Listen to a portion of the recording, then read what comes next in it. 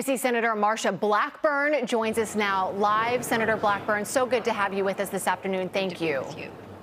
So, absolutely. Senator, we just heard from our colleague Aisha Hasni there about the ongoing negotiations that have been, they say, have been made. Some are saying are making progress this week. I'm curious to know, do you consider these negotiations progress? Should we be negotiating about funding the border? We should be securing our border first before we talk about Ukraine's border. Also, we should be pushing forward with funding to Israel because they've been very explicit about what they need in order to defeat Hamas. And Hamas has told us October 1st, October 7th was the first attack. And they're coming back again and again and again.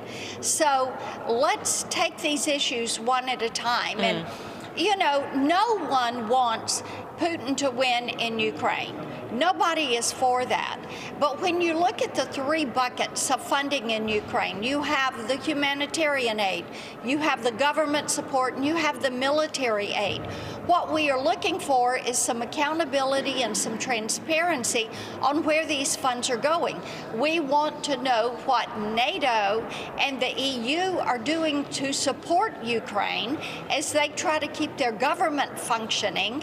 And of course, then you've got the bucket of military aid and the arms, the munitions, the equipment that the U.S. can send there. But let's have some transparency. We put $113 billion into Ukraine already.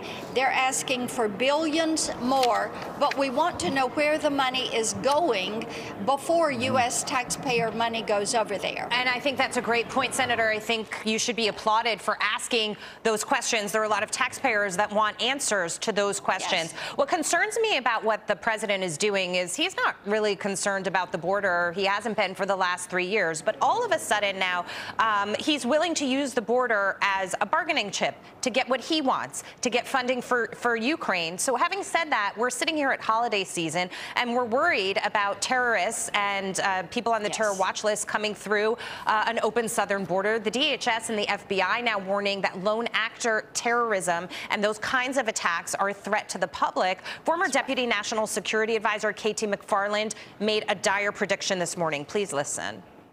They're worried about the lone wolf, the one guy or a small family unit that says, I'm mad at Israel and I'm mad at America. Those are the hardest ones, Brian, to protect against because you don't really see them coming. They're one-off things. They're at a mall, they're at a synagogue, they're at a school. So the way I see this, Senator, he's gambling not only with the lives of the people who are trying to cross and the treacherous journey that they make, he is gambling with our lives as well. And what we are saying is there are 279 known terrorists that have come to that border on Joe Biden's watch. There are more people this year that have come to that border than there were the previous 6 years. And we had years under President Trump where we had no terrorists. They knew not to try to get in. But now you have people from countries of interest that are coming by the thousands to our country. You have terrorist cells that are in this country. That is why you have the FBI director saying, I see red lights flashing everywhere I look. We have never had a terrorist threat in our country as high as it is right now.